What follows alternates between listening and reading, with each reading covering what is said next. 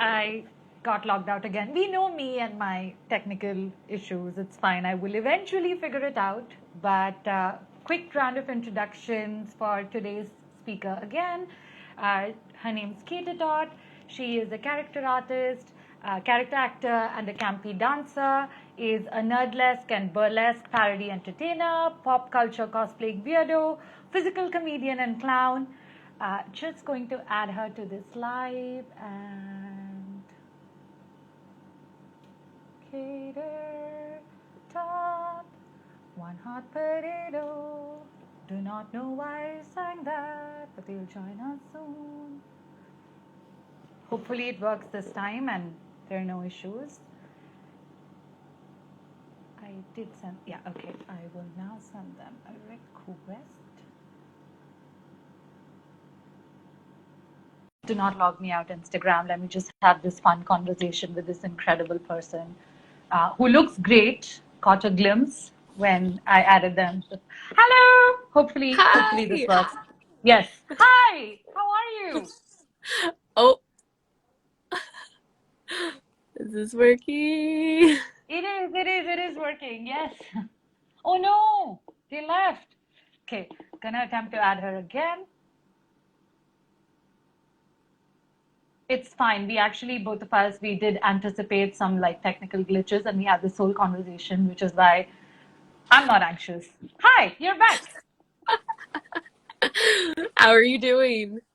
I'm well. How are you doing? I love your room. You complimented something and then the sound cut out, but I thank you. Oh no. Okay, I love very many things. Like, firstly, your room looks amazing. You look so good. Oh, likewise. Thank you. I did put in a bit of an effort today because I knew you would bring it, so I wanted to. Yeah. Your earrings, the rainbows, are wonderful. Thank you so much. Thank you. They're the bisexual colors. Yes. Right. We are representing rainbows over here between the two of us. Absolutely. Yes. Look at us. We're queer. We're here, right? Yeah. Yes. No, so firstly, thank you so much for being willing to have this conversation with me. And I know that this is your first live. How are you feeling about it?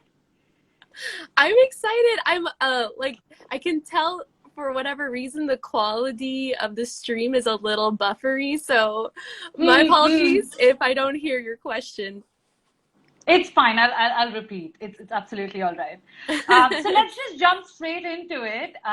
Someone's complimenting your red sequin suit and they say that it's fire. So. Oh, thank you so much. Yes, I can't see the chat right now. So thank you for telling me. Absolutely. So I was introducing you to our audience and I was telling them that you are a burlesque and a nerdlesque parody entertainer. And among many other things that you do.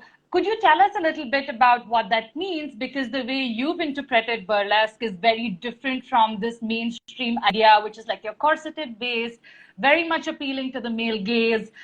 This exaggerated idea of what femininity and sexuality is supposed to look like. But you have a very interesting interpretation of it. So I'd love to know more about what is it that you do and what does it mean for you to be a burlesque artist? Yeah, okay. For me, it's all about having fun with the character I'm portraying, having fun with gender. And the thing I learned about burlesque was there are so many different ways to do it. And you don't think about that when you just see, like you were saying, like the normal kind of portrayal of burlesque. There's so many different ways to do it, and there's comedic ways and political ways and so many other ways. And for me, I'm drawn to, like you said, portraying a character for nerdlesque and I like to just gender bend and just do the styles that I love, whatever makes me happy in the moment. Absolutely. And you also mentioned how for a lot of people burlesque can be for a lot of artists, burlesque can be political, and I see that your work is quite political as well, and it's a commentary on things that you see around you, or the way certain events pan out. So, would you like to talk a little bit about that and tell us about, a little bit about what your process is? How do you get into a character? What inspires you? Sure, yeah.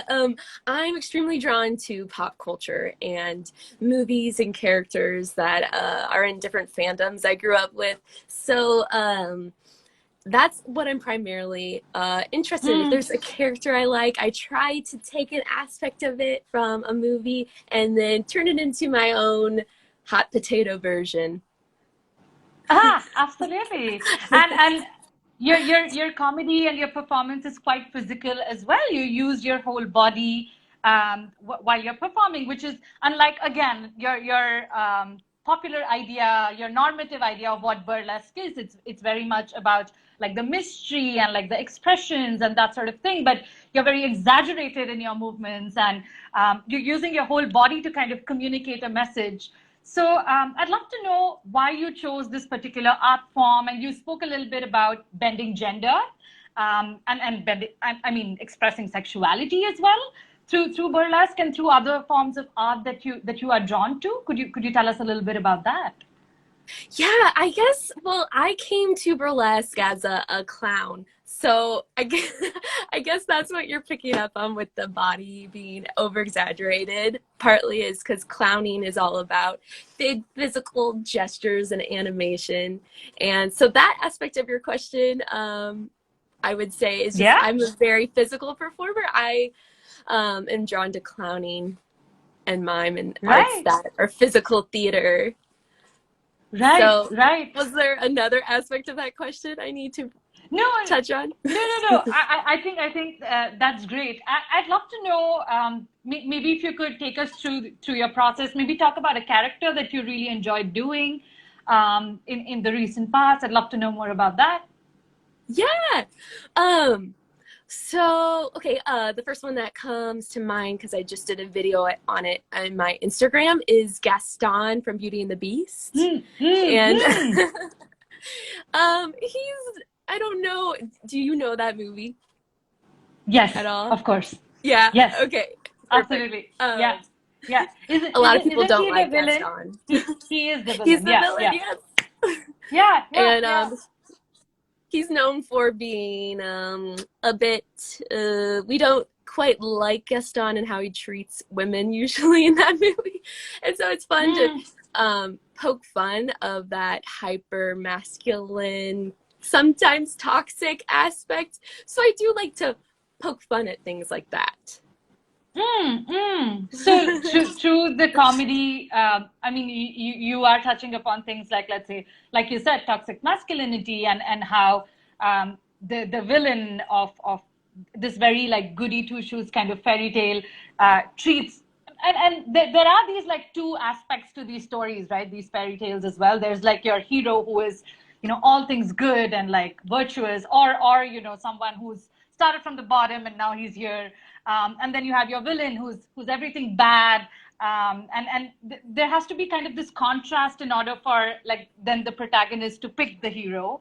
But it's interesting that you would pick the villain, and you would poke fun at the villain, and you would use that to kind of talk about something that bothers you or concerns you.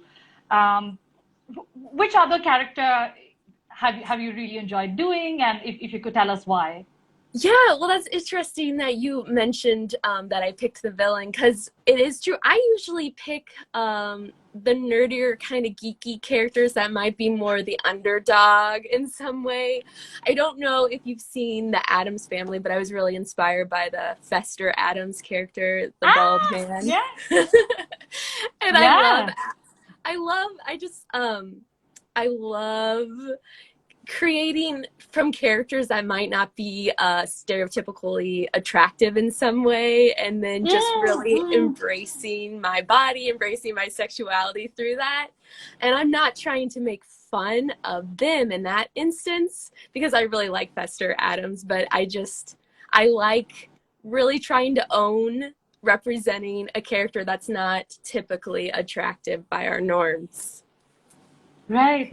Oh yeah, that's so interesting, and that kind of brings me back to like what I was saying before as well. Like when I happened upon your page, I think I found you on, you'd commented on them or something, and then I saw that your page was really interesting, and I started to follow you.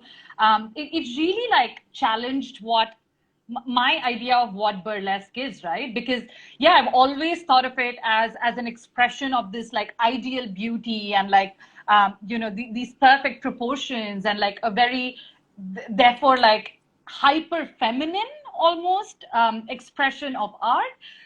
But like when I see your art, of course, I mean, you're beautiful and your art is beautiful, but it's a very different idea of beauty, right? It does not fit into those the checklist of what a woman is supposed to look like or what a woman's body is supposed to behave like, or especially when it comes to arts.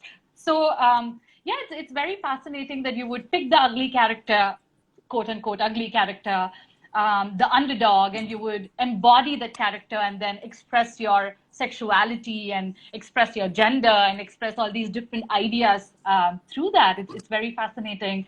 Thank So you. yeah. Yeah. Um, so would you say that your art, in a manner of speaking, is a political statement just by virtue of it being art, right? The way you interpret it, right? Because it's not very normative. It challenges. It forces us to kind of look beyond what we think is acceptable or what we think is attractive, and it almost like compels us to find the beauty in the ugly, like you said. So would you say that it is political as well? Well, that's a good question because when I do anything, I don't set out to necessarily be political, but I have heard that some people do take it in that respect. And Hmm. that Hmm. does give me kind of a sense of empowerment because I'm really just looking to do what I find fun and what gives me joy. And yeah, I mean, sometimes I notice people in the audience are, well, back when we could perform live, so Right. hopefully we can do that Right. soon again. But Soon. Yes.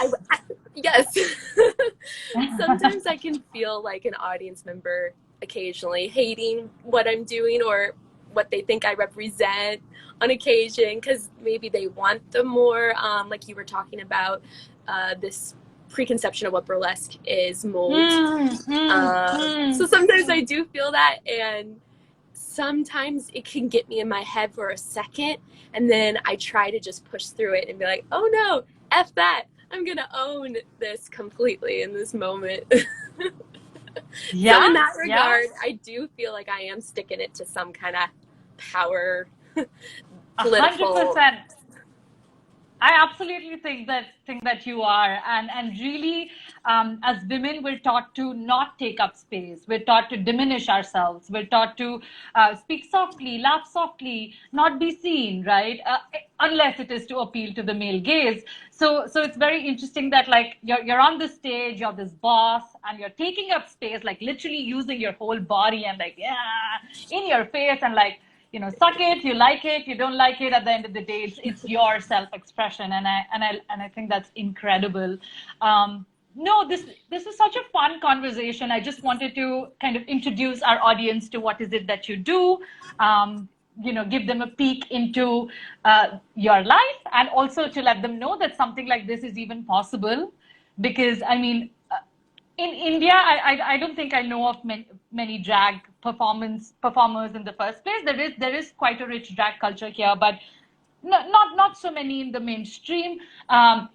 Burlesque, at least the way you do it, I don't think I've ever seen or heard of it here. So it's wonderful to know that it's even a possibility.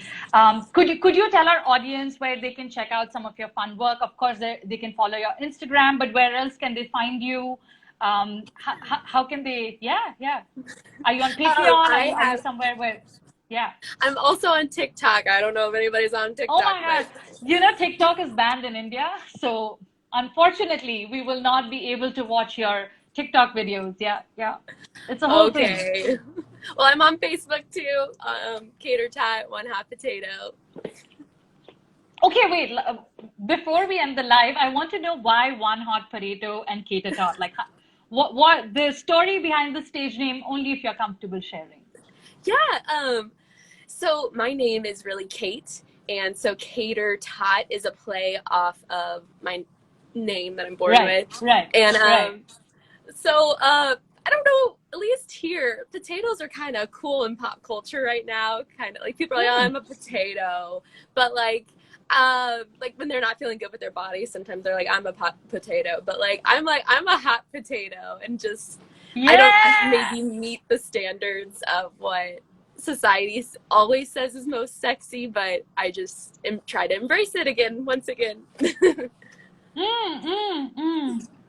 Yeah, I love that. I love that. I love that so much of your story and so much of your personality is about like reclaiming all these things that are considered to be unattractive, or that are considered that are not really considered acceptable, and you take them and you make it sexy and you make it like your own. And I love that. Thank you so much for this conversation. It's super inspiring, and yeah, I hope our audience gets to check out your good work and learn a thing or two about burlesque and nerdlesque, and change their preconceived notion about what it entails. Thank you Oh, so yeah, much. awesome. Thank you. I really Yeah. appreciate you asking me, and it was so fun to meet you. Yes, so fun to meet you too. Yeah, hopefully now we will become best friends, and I will like force my friendship and like my presence into your life because I'm that person. I'm into that. Okay, great. All right. But like very consensually though. Like if you ask me to Right. back off, yeah, I will. And I will check in with you regularly, but yeah, this friendship is happening now. Thank you. It was a delight. You too. And have a good day. It's morning for you. Hope it's a wonderful Friday for you. Yeah. Appreciate it. Bye.